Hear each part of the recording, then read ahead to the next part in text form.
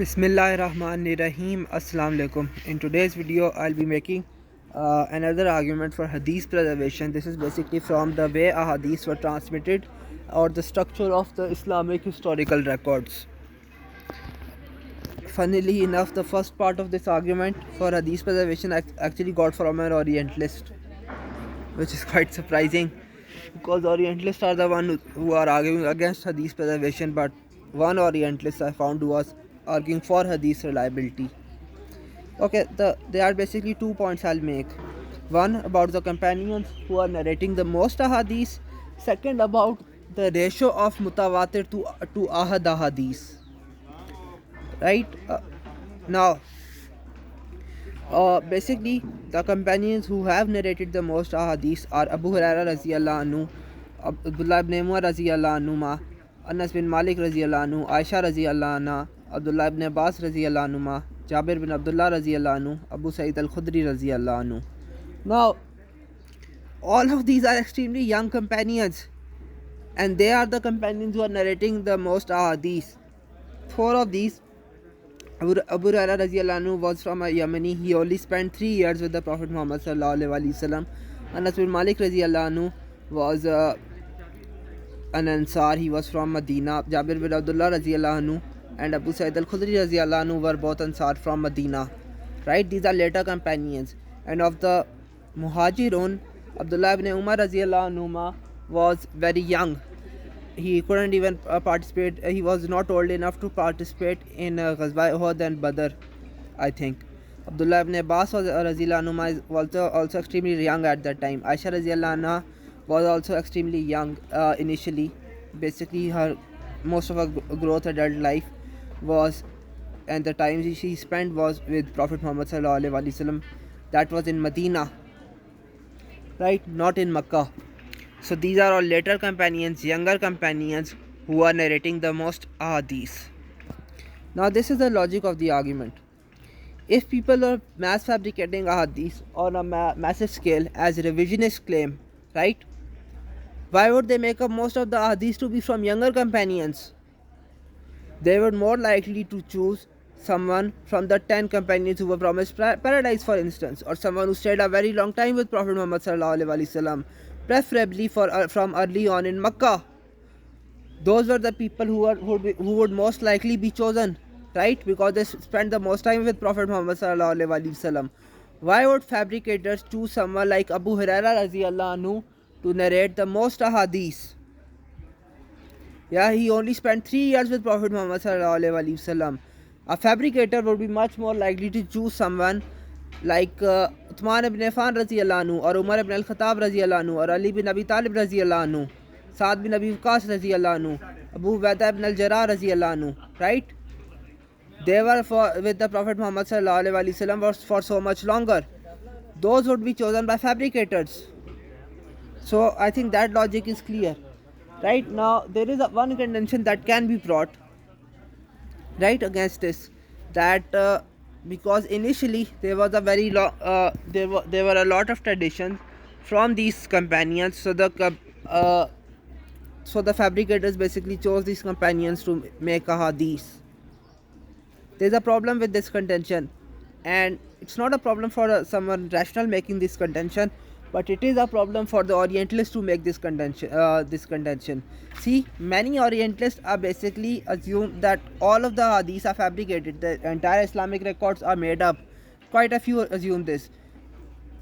Most actually don't assume this. Most assume that the hadiths were the entire Islamic narrative is not made up. Most are not revisionist, but they assert that most of the ahadiths are made up and that nothing actually goes back to Prophet Muhammad sallallahu alaihi wasallam, right?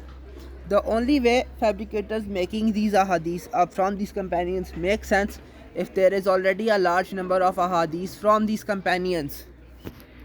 If those ahadiths are preserved, we have a lot of material going back to Prophet Muhammad sallallahu alaihi wasallam. This is something they don't want to accept, but this is proven by this argument beyond any reasonable doubt. Right? This slide was basically about if Islamic records are wholesale fabricated. I have addressed that. I've addressed also the claim that some companions could there were some original ahadith, but the other ahadith were mass fabricated. Both of these claims have been addressed, right? Now, think about this point. This is a very simple point. I've seen quite a few Orientalists claim that there was original material from Prophet Muhammad sallallahu alaihi wasallam, but that was destroyed and new material was made up. Right now, we basically we have seen that these particular companions would not be picked by fabricators. There's a very strong reason for this, as I've already said before, that a fabricator would pick an older companion from Makkah, most likely. Now, think about this point. These Orientalists, this type of Orientalists, they basically claim that there was some tradition, it was destroyed, or it was ignored, and the mass fabricated tradition was formed, which we currently have. There's an issue with this claim, right? A major issue. If that tradition was destroyed, right? If the original tradition could be disposed of, that was coming from the Prophet Muhammad sallallahu alaihi wasallam, it was disposed of so easily, right? Why would the names of younger companions be kept there?